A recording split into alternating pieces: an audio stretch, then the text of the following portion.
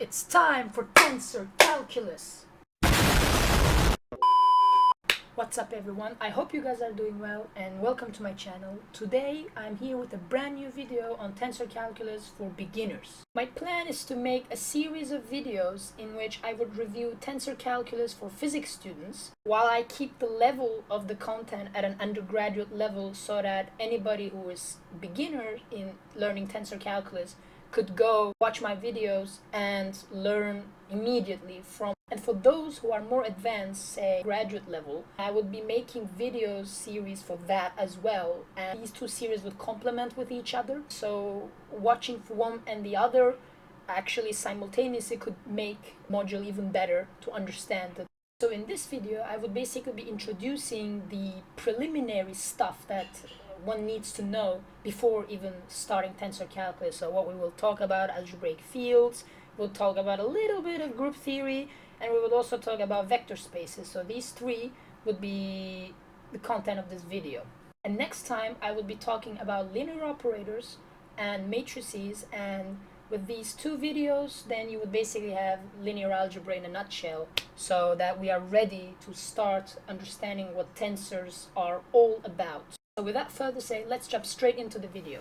Also, before we start, I would like to make a small note on the books that I'm using for this material basically. And this first book I'm using is basically Linear Algebra by Serge. This book is really good, and it's the third edition. It's basically an undergraduate text for mathematics students, but I would basically be using the first, I don't know, covering 50 pages is just like 10-15 minutes videos. So in a sense, like, because this book has basically vector spaces, the first chapter, and then directly going to matrices and linear mappings, so linear operators. And so this book is really good for that purpose. Another book that I would be using throughout this video, basically after the next video, is this book by Mirjana Dallerson and Niels Dallerson. This is the book where I learned Tensor Calculus. And this book's title is Tensors, Relativity and Cosmology. As you can see, the pages are all ripped out because I use this one a lot, and this is the reason why I'm going to use this book as well to present Tensor Calculus for Beginners in this video. When we will do the advanced series of videos, there I would use different books which are more advanced and more mathematically rigorous, if you like. But this is a physicist undergraduate setup. So let's start.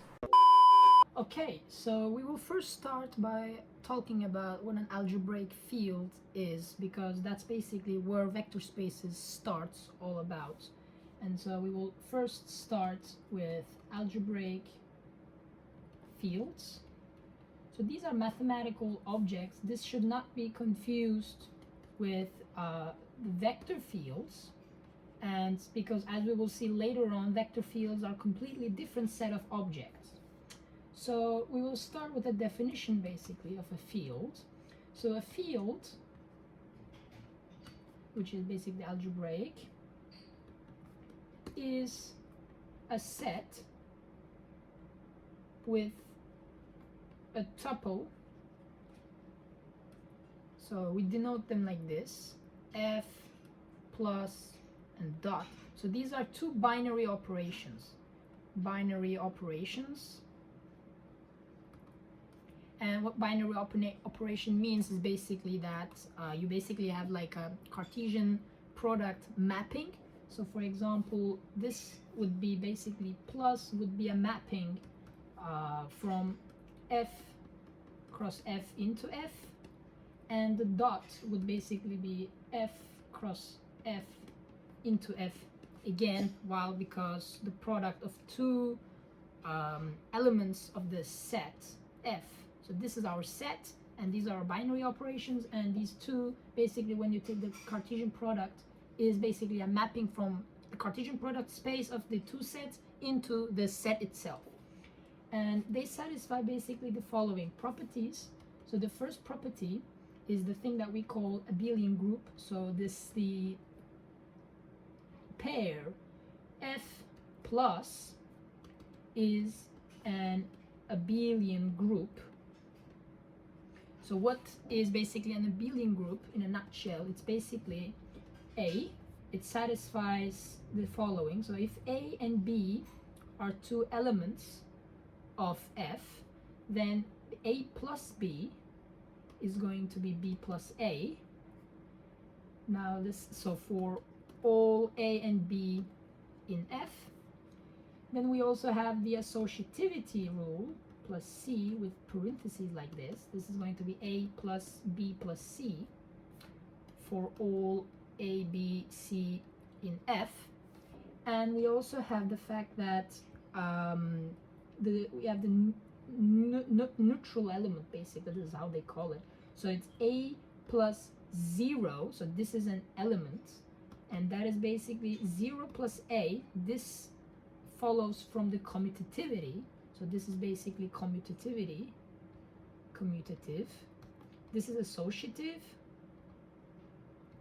and what we have is A plus B, and that is equal to A, so there exists a 0 element.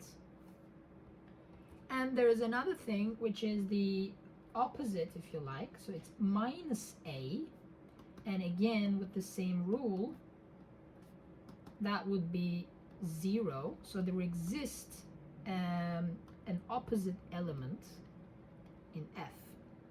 If you satisfy these four, then you have an abelian group for the plus binary operation. Now we also have the following. We have the set F without the 0 element, so this guy, and the product is also an abelian group. And how does this one work? Well, we still satisfy these conditions, that namely A dot B equals B dot A, so this is commutativity. Then we also have, because it's abelian. Abelian means it's a group is commutative if it's an abelian group. So commutative group, abelian group, they are the same thing. So abelian is basically commutative. And then we have the associativity rule, which is A plus B dot C equals A dot B dot C. And we also have this time we have a different guy, which is the inverse. So A dot A inverse. And because of the commutativity, again, we have A dot A, and that should be 1. So this is a weird thing. So we have the existence of an inverse, and D, we have the fact that if I have, for example, A with 1, so with the identity, this is what we call the identity, then we have 1 times A. So the action of 1 from the right or from the left doesn't matter because it's commutative, and that is basically A. And so there exists an identity element, which we call the unit, and it's called 1. And finally, for F plus and dot, we have the distributive law, which is basically a law that says that A dot B, or actually no, A plus B, so A plus B dotted with C, and that is going to be A dot C plus B dot C, and so you can basically remove the parentheses without any problem, and so you would get A dot C plus B dot C. So these are basically the 4 axioms, we call, okay, of what an algebraic field is. So what type of examples we can give? Well, we have the real line is basically an algebraic field because it has the 0 element, it has the identity element, it has the inverse, it has a possible inverse element. It satisfies the abelian group properties for both the addition and multiplication binary operations, and so these basically form basically an algebraic field. There is also another example, the complex plane. So C. How do you form C? Well, C is basically it's a mapping between R cross R into C, basically, by this map that we call Z, if you like. So this function basically eats x and y, two elements, and then outputs a function of x and y, which basically we just call it Z, and it's basically x plus I y. And this is an element of C. So the complex plane, where you have the real and the imaginary and you have a point, this entire space is basically an algebraic field. Actually, we usually define vector spaces over fields because we need to have numbers, multiplication, something like that. And so, as we will see soon, so we need to have that kind of procedure. So now that we have defined what an algebraic field is, we can basically start talking about vector spaces. So the second thing is vector spaces. And basically, a vector space is not just a vector space. So intuitively speaking, or high school level, would be that a vector is an arrow pointing in some direction. It has length, it has magnitude, and it has a direction, basically. But this picture is completely wrong, because when you start talking about tensor calculus, it's completely incorrect, because vector spaces, something can be made into a vector space, even abstractly speaking. So this is what we're going to show here. So definition. So a vector space, well, actually, before we start, let F be an algebraic field.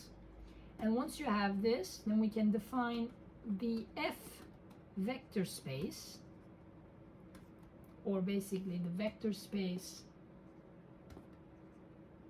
over F,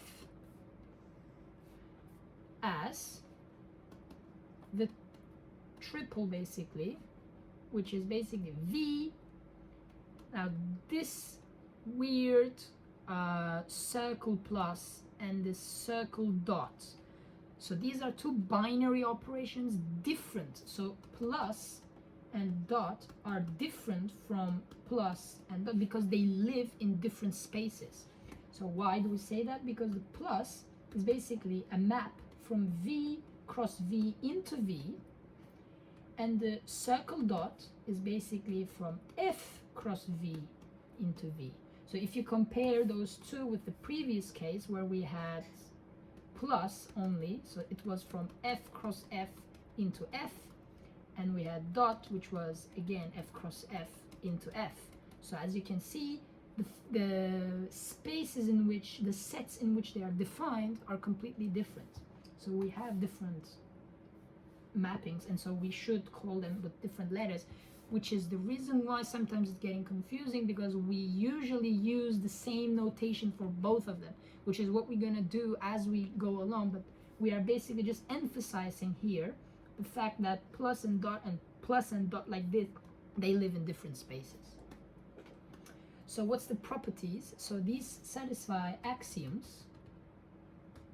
So what are the axioms? Well, we have the first one, which is that D and plus is an abelian group.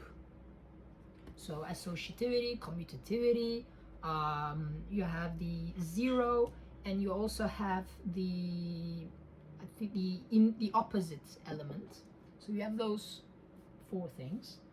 Two is the fact that you have different kind of rules for the combination of V plus and dot, which is basically you would have lambda.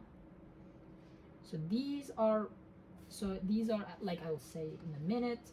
So you have, say for example, U plus V.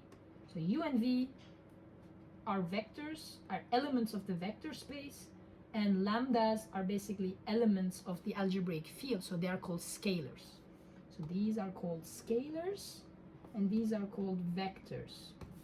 And so what we have, notice I'm not using any underline, underbar whatsoever, because we don't need to that, because we have a precise definition of what they are. And this basically tells us that we should have a relation like this, plus lambda dot v. And so with these two, we can basically construct the rest, which is the third one. The third one is basically, so here lambda is an element of f, and u and v are elements of v.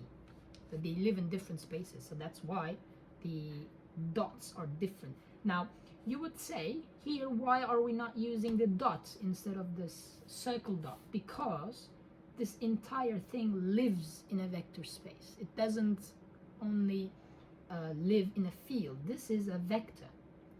So that is the reason why we should keep this circle dot notation. But we usually use the other notation in the literature, which is thus lambda v, which is this notation that we often see, but the correct thing is this is what's going on. So third is the fact that we have, if you sum now, look, this is now the plus, it's not the plus circle, it's just the plus. So lambda gamma circle v, that would be lambda circle v, and this time it would be plus in the vector space. So this in f and this is in v. So the thing is, because here we have a vector and here we would have another vector, to sum two vectors we need a binary operation, which is given by this one. And so we need to have here a circle plus instead of just an ordinary plus of the field. So now we have the fourth relation, which is the fact that if we have lambda dot mu, now this one is in f, and this one I want to make circle dot with v, then this is basically lambda, now circle, so this one becomes a circle, and then you have mu circle v. So in the literature what we have is basically that lambda mu on v, that's just lambda mu v, that's what's happening. But this is only if you understand what the operations are here. So here you would say, there we have the same operation here. No, we don't have the same binary operation. We have the dot, circle dot, and then here we have the circle dot, circle dot. So it's different. They live in different spaces basically. So once we have these, we have our final, that the relation that's very important is because we have this, the identity, which this guy is the basically the unit vector or something like that. I don't know how you would call it, but it's basically the vector which basically maps the vector into itself again. So it's just the ordinary one. Also where we would say what happened to the neutral element. Well, the neutral element is already in this v plus abelian group, because if this is an abelian group, then like I said, we should have the minus v, we should have the 0, because the sum of this with itself with a plus gives you 0. So you would have the 0 over here. You have the commutativity and you have the associativity. So you have the 4 rules inside that single statement. That's why group theory is actually very important for some situations. Now I would like to give some examples of vector spaces, because these are basically important for the rest. And some examples are, for example, R itself, it is a vector, because imagine you have a real line, it's a vector space, is a vector space with the natural basic. This is a natural binary operation. Operations, so they have the circle equals plus, and the circle dots are like interchangeable with the dots because they naturally are a vector space, and you can show that basically by through these 5 axiomatic rules. So if this is the real line, then I can basically construct a vector like this, v, and this vector would satisfy every possible property. Mainly, if you multiply this vector by some lambda, then it will basically increase. So this would be lambda v. If it would have the opposite, minus v, it would have the neutral elements, which is basically the 0. Now remember, this time I'm using underbars because this is basically the properties that Euclidean vectors, if you like. This is the way I call them. Euclidean vectors, I like to put underbars on them because that explicitly tells these are living in R and not in some other abstract vector space. And so this is key notation that I would be carrying over. So Cartesian or Euclidean vectors, I denote them by an underbar. So this is going to continue like that. Now we can generalize this by considering the Cartesian product of n of these vector spaces to form the R to the n, the power, nth power of the real line. And this is basically what we call Euclidean space. And so this is a Euclidean vector space. So this is key. It's a vector space. And that's the reason why we can basically form, for example, if we have R3, that's the most intuitive thing in physics that we do, projectile motion, etc. All that kind of stuff is done in R3. And what we can show here is that a vector, and so we can show that a vector, I'm going to close this, and so we can show that a vector in R3 is basically, like, again, I've denoted with an underbar, but this guy can be multiplied by lambda, can be taken to the opposite side like this. It would have a point, would be a 0, would be a 0 vector. If you the point O would be, for example, at the origin, that would be a 0 vector. A point can also be a 0 vector if you define carefully your axis, but I'm not going to go through that. But it's still going to be a vector, and you can also have the you can basically get around yourself with these definitions of what vectors are. So for example, what will happen here is that lambda, when we say lambda circle v, that would be typically lambda v. That's what's going to happen over in the Euclidean space, because the dot, circle dot, are the same as the usual dots. They are interchangeable. But this is the reason why we should not think of here there's nothing. There's a multiplication, but in the vector space with the binary of the vector space. This is the reason why we're gonna drop this from time to time, actually from now on, I think, and never talk about it. But you should keep in mind there is this thing over here that is key, very important to remember, because that's what defines what an abstract vector space is. Now we also have this thing called representation, and so the representation uses basically matrix notation to denote a vector. And to do that, we basically say that a vector v in a given representation is basically a column matrix. Okay, so we basically denote this by v1, v2, v3, and so on. And these are called the components of the vector v in the representation. So it's important to mention the representation. Without a representation, we cannot construct this column, what we call it, column matrix or column vector. So this is a column vector. We also have row vectors. And so these are basically guys like this, but this lives in a different space. We will discuss about that when we will talk about tensors, because we don't need to talk about that right now. And so we have these representations. Representations are really important. Now we have another thing, which is basically functions. Now functions, we should call them functions, and it's a space. You can basically form from functions a vector space. And how you can do that? Well, basically a function, let's say we are in R cross R. So what will happen is R, not R cross R, sorry, R into R. So you take an element X and then you map it into f of X. What will happen here is that this basically satisfies one thing. The function, it's not this. The function is this. So these are function.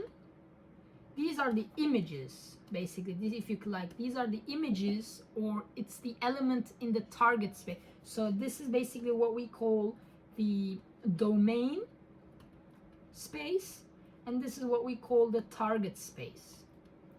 And we basically have a mapping from the domain to the target space. And what happens is these are the images of these elements in the domain space under the map F. So what happens is, imagine you have an R, and then you have this X, and then this is mapped into some other space R, and this is f of X. So it's a new element.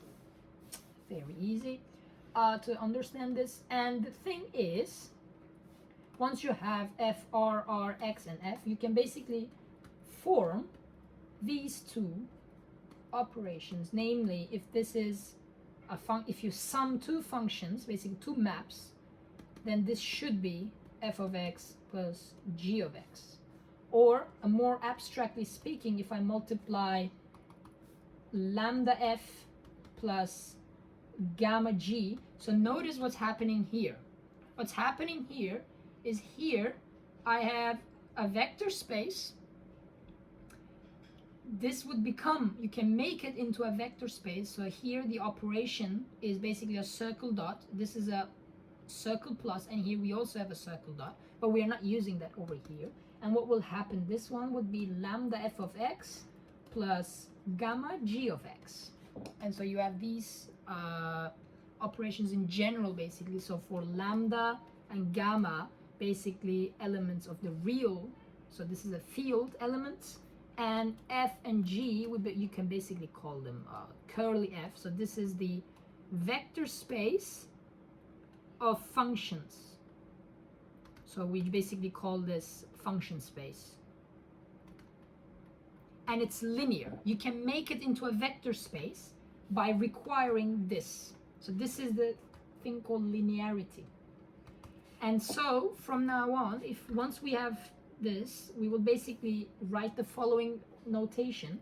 So if f is a linear map, we will talk about mappings in the next video, but if f is a linear map, then what will happen is, instead of just make like an arrow, I will just put a wiggle on top of it, a tilt, to indicate that it's linear. So the map f is linear. That's the point. And once we have this, we can basically build out of functions vector spaces. Now, finally, we would like to discuss about the concept of a basis vector. And basis vectors are key because they are what makes us possible to calculate, and basically they are the origin of representation. So these are the origin of representations somehow, like more or less. And the thing that happens is that if you have a combination of vectors, so for example a1 v, well, okay, the notation, I'm gonna use my other notation, which is a1 v1 plus a2 v2 plus a3 v3 plus etc. up to an vn.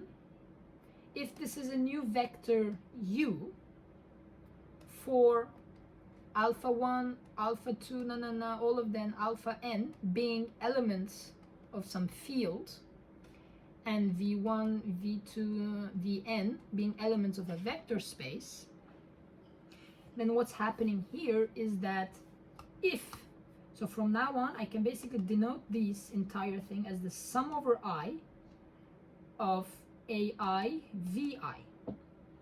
If this sum is 0 for all ai in F, then we say that vi, the set of all these vectors in V, are basically linearly independent.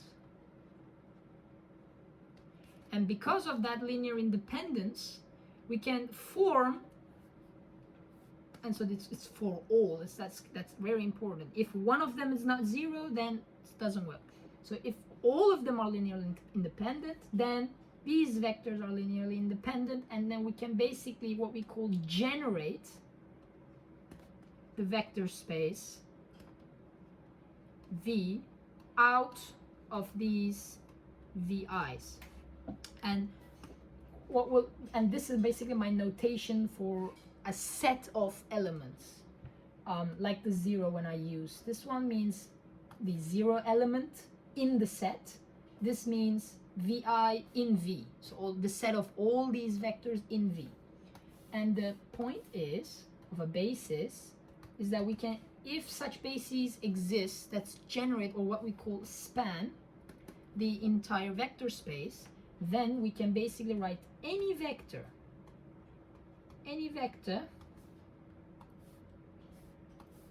V in V as, so V, I can expand it as VI EI.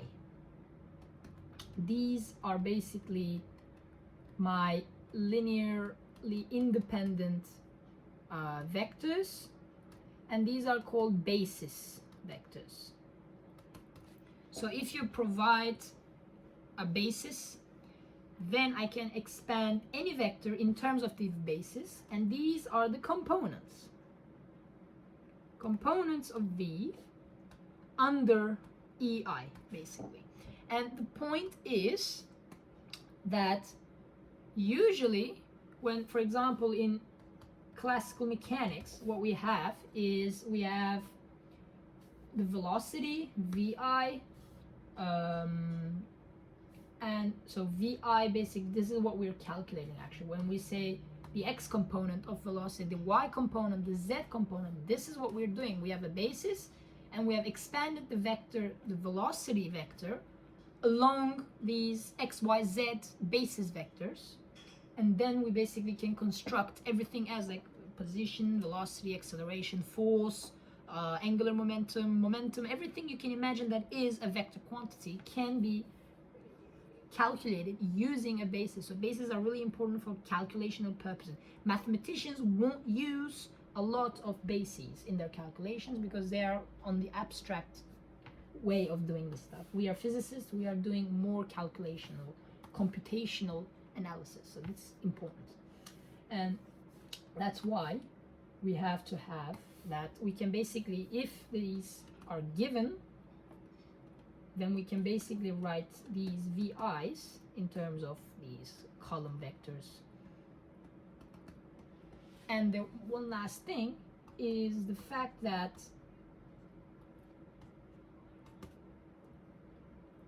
if this is very important actually, because this is the foundation of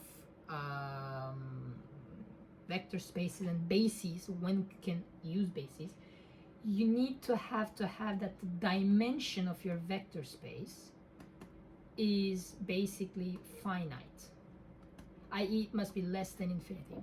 Otherwise you cannot expand in terms of basis vectors in this meaning. So this is a remark, and the remark would be that there are two types of bases. The first type is basically what we call the Hamel basis, Hamel, and these are for finite. And we also have these Schroeder bases, which are often used in quantum mechanics, and these are basically for infinite or finite, doesn't matter, dimensions of vector spaces, so in which we have convergence. So if we can define a convergence in a vector space, then yes, we can have a vector's bases, which are called Schroeder bases, but this is not mentioned a lot at all in physics when students are learning, because Hamel and Schroeder, they are completely different. One you have to have convergence, in the other you don't have to have convergence properties, which is the reason why mathematicians would hate us when we are doing physics and using mathematics, vector spaces or quantum mechanics, etc. And the dimension here, the thing that I've introduced, so the dimension of V, that's basically coming from if and only if we have a basis that we can count basically. And so, for example, if we have E1, E2, E3, then basically our dimension is 3, and so on. So usually in general relativity, we have a E0 and then E1, E2, E3, and this is basically indicating the dimension of the vectors would be 4. And actually, this is we're gonna see in the next series that we would do, which would be on differential geometry, and these live in these things called tangent vector spaces. So these are different mathematical spaces, but they are vector spaces. So basically, this would conclude our video on vector spaces and algebraic fields, and next time we will talk about matrices and linear operations, linear operators, linear mappings, and all that kind of stuff that is basically related to this one. So I see you soon in the next video.